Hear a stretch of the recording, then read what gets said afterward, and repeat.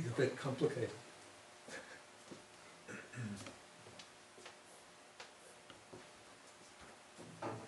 Okay, so I don't want to make any attempt to define what I mean by sacred, since if you give any fixed definition in words, one could always find a problem with verbal definitions. But just what I would indicate by sacred is that which arouses, maybe on the one hand, a sense of awe, reverence, or aspiration. On the other hand, that which arouses a sense of the deepest respect and ultimate concern. And so as I reflected on this question, what do you consider as sacred?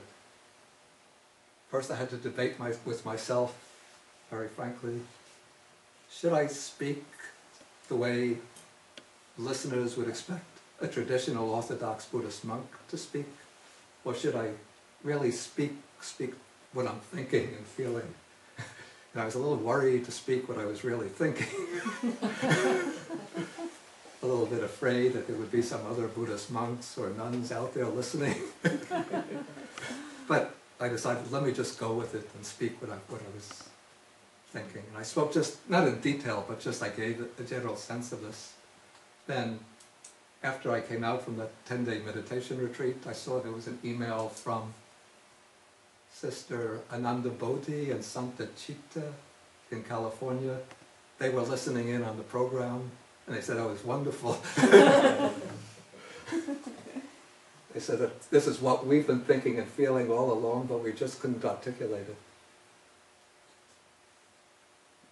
And so, at the top, just as a beginning point, we have the transcendent domain, which normally this would be Nibbana. I call it the Nirvana Dhatu. And even this has different aspects. So, on the one hand, there's the utterly transcendent Nirvana Dhatu.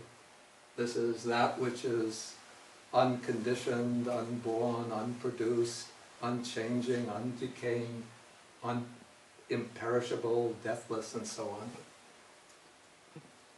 And so we have, in this diagram, TD is the transcendent domain.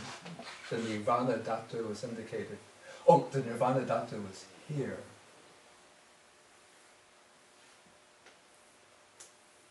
But at the peak or crown, that's the transcendent Nirvana Dhatu.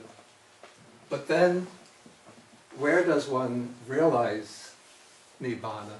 One doesn't take a spaceship to outer space.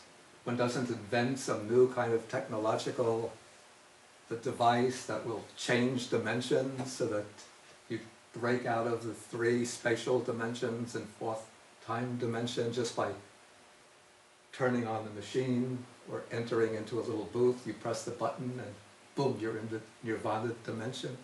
But Pacitang Veti Tabo Vinyuhiti. The Dhamma is to be realized by oneself, within oneself. And so we also have what I call the immanent, transcendent dimension, which is always immanent within sentient beings, always present within the depths of the heart or mind, where it's to be realized. And then the transcendent dimension becomes, even though it's always present in some form within all sentient beings, even in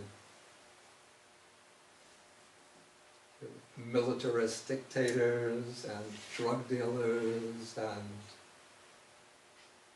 CEOs of polluting corporations, but the transcendent dimension gets manifested, displayed in the world as embodied in awakened beings, in those who at least gain some comprehension or grasp of it, and then embody it in their being through their conduct, through their wisdom, through their virtues and compassion. So that becomes the transcendent dimension within sentient beings. The way it's manifested, I haven't yet shown on the figured out where to put that on the diagram. Maybe it's really just this, instead of just being closed off, that becomes surrounded with beams of light.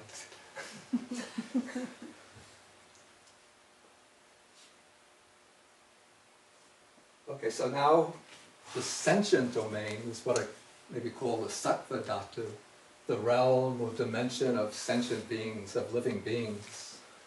And so this also has different aspects. First, each one of us is a sentient being. So the first aspect is oneself, considered as a sentient being.